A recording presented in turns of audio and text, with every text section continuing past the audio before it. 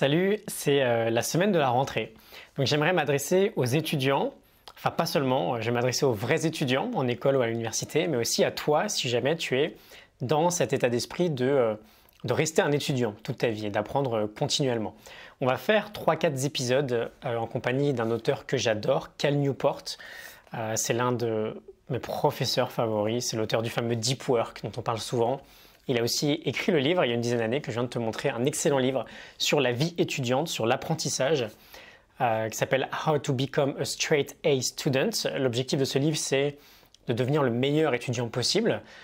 Il est sous-titré Des stratégies peu conventionnelles que les étudiants utilisent pour avoir les meilleures notes en étudiant moins.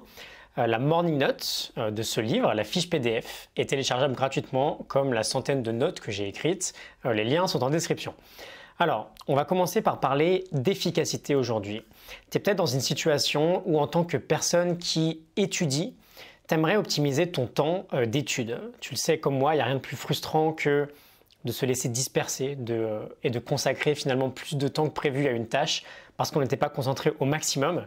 Et donc, Cal Newport, sur ces sujets d'efficacité, nous apporte quelques connaissances, entre autres le fait que prétendre pouvoir travailler efficacement de nombreuses heures consécutives, comme on le fait souvent, c'est une grosse bêtise.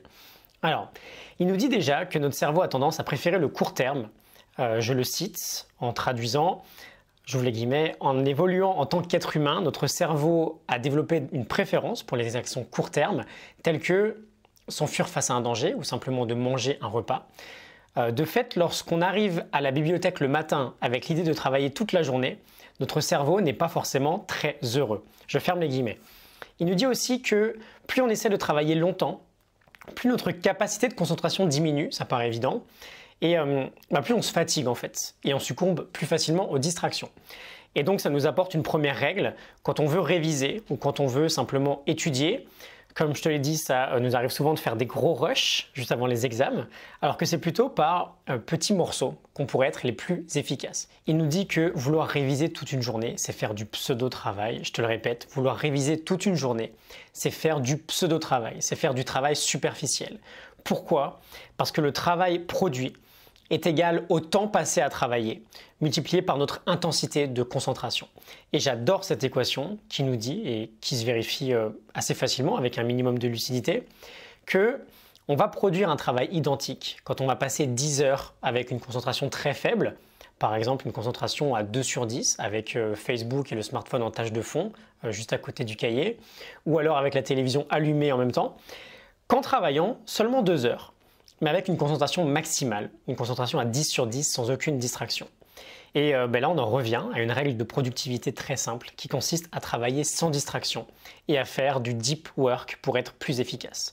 Il faut bien réaliser que travailler intensément toute une journée, c'est pas possible. Notre cerveau n'est pas capable de rester à une concentration maximale pendant plus de 5-6 heures, maximum 7 heures par jour. Et là, on pousse très loin parce que c'est très usant physiquement d'être pleinement concentré.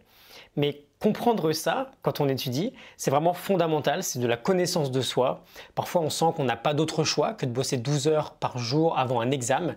Mais si on a la télé qui tourne derrière, on n'est pas pleinement efficace. Et donc, au-delà de perdre de l'énergie, on perd surtout du temps. Et Cal Newport insiste bien sur le fait que ceux qui ont les meilleurs résultats en université ou en école, mais qui ne sont pas débordés au quotidien, ont parfaitement compris ce phénomène et ils ont appris justement à optimiser à la perfection leur petite période de travail disponible pour s'éviter des journées entières de révision qui sont parfois inefficaces.